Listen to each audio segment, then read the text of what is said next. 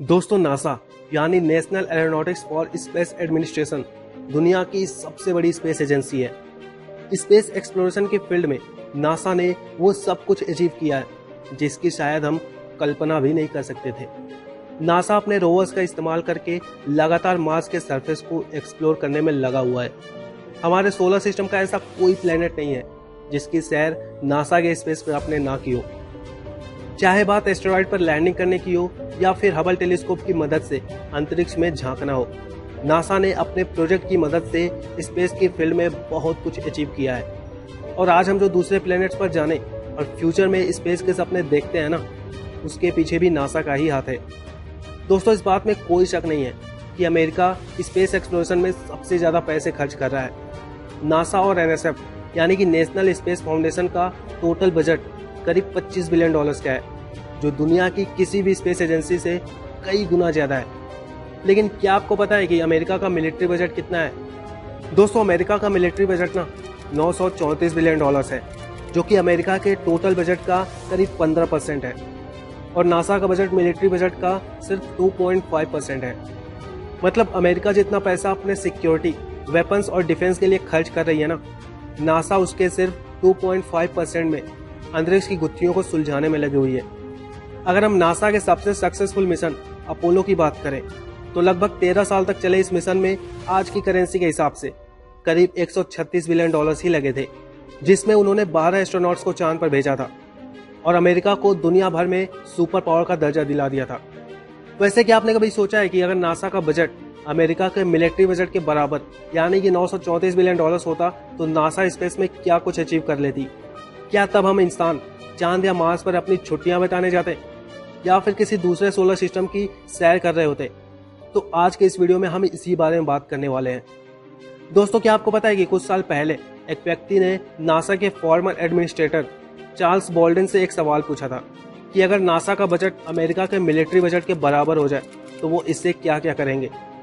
इस पर चार्ल्स बोल्डन ने कहा था कि अगर उन्हें ज्यादा बजट भी मिलता है तो भी नासा आज चल रहे प्रोजेक्ट की संख्या को इंक्रीज नहीं करेगी और ना ही वो इसकी स्पीड को इंक्रीज करने की कोशिश करेगी, बल्कि नासा की कोशिश ये होगी कि वो इन प्रोजेक्ट के सक्सेस रेट को बढ़ाने की कोशिश करे और इनके सिक्योरिटी पर और भी ज़्यादा फोकस करे। उन्होंने कहा था कि कुछ ऐसी चीज़ें होती हैं जिनमें आप जल्दबाजी नहीं दिखा सकते और चाहे आप उस पर कितना भी पैसे खर्च कर लें, लेकिन उन्हें बदला नहीं जा सकता है। दोस्तों, मुझे नहीं लगता कि आप ये आंसर एक्सपेक्ट कर रहे होंगे और ना ही ये सुनने के लिए आपने ये वीडियो स्टार्ट किया है।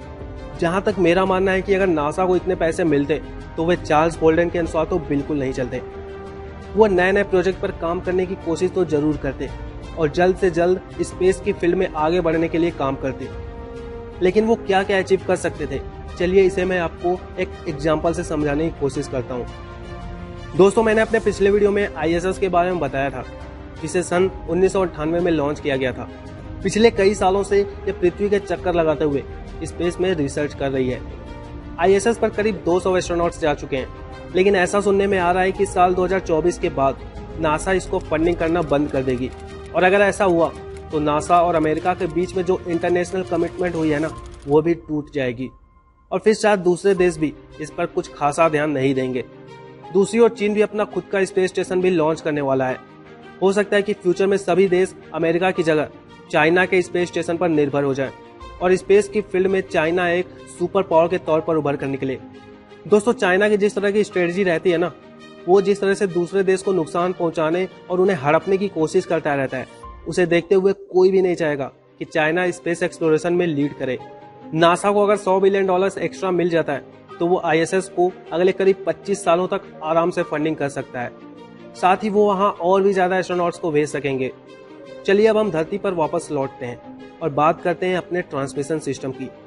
स्पेस में जब किसी सैटेलाइट या स्पेसक्राफ्ट को भेजते हैं ना, तो हमें कम्युनिकेशन करने की जरूरत पड़ती है। अभी हमारे पास टेक्नोलॉजी तो काफी अच्छी है, लेकिन फिर भी हमें इसे और भी फास्ट और एफिशिएंट बनाने की जरूरत है। अगर नासा को फंडिंग मिलेगी तो वो इसे और भी एडवांस बनाने के लिए काम करेगी। नासा का हबल स्पेस टेलीस्कोप हमें अंतरिक्ष की गहराइयों में झांकने में मदद करता है। इसने ऐसी ऐसी चीजों को कैप्चर किया है ना, जो हमें सरप्राइज कर देता है और स्पेस के बारे में हमारे नॉलेज को कई गुना बढ़ा देता है। अगर नासा के पास और भी ज्यादा बजट होता तो शायद हम स्पेस में ऐसे कई टेलीस्कोप भेज पाते और यूनिवर्स की खोज को और भी ज्यादा तेज कर पाते। दोस्तों, क्या आपको पता है कि नासा के जेम्स वेब टेलीस्कोप की लॉन्चिंग में लगातार डिले आ रहे हैं, जिसका एक कारण बजट भी है। अगर नासा के पास मिलिट्री जितना बजट होता तो ना जाने कब का यह टेलीस्कोप अंतरिक्ष में लॉन्च हो गया होता। दोस्तों, साल 2030 से 2040 के बीच नासा मार्स पर पहले इंसान को भेजने की प्लानिंग बना रहा है, जिसके लिए नासा को करीब $450 बिलियन खर्च करने होंगे।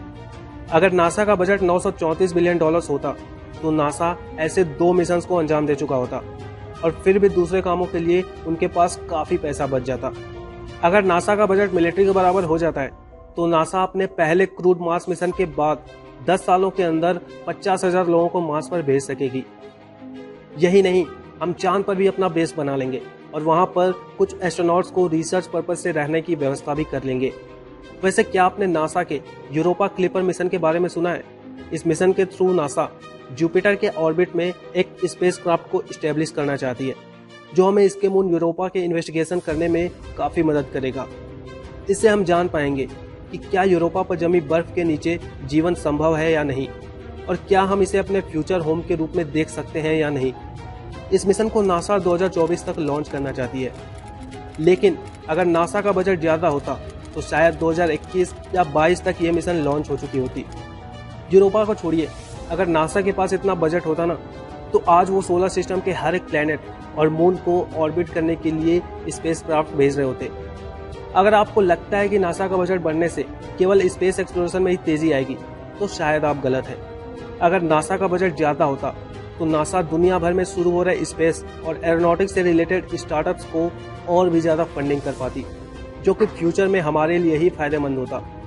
दुनिया भर में जो यूनिवर्सिटीज और ऑर्गेनाइजेशंस स्पेस और साइंस की फील्ड में रिसर्च कर रहे हैं ना, नासा उनको भी फंडिंग कर पाती।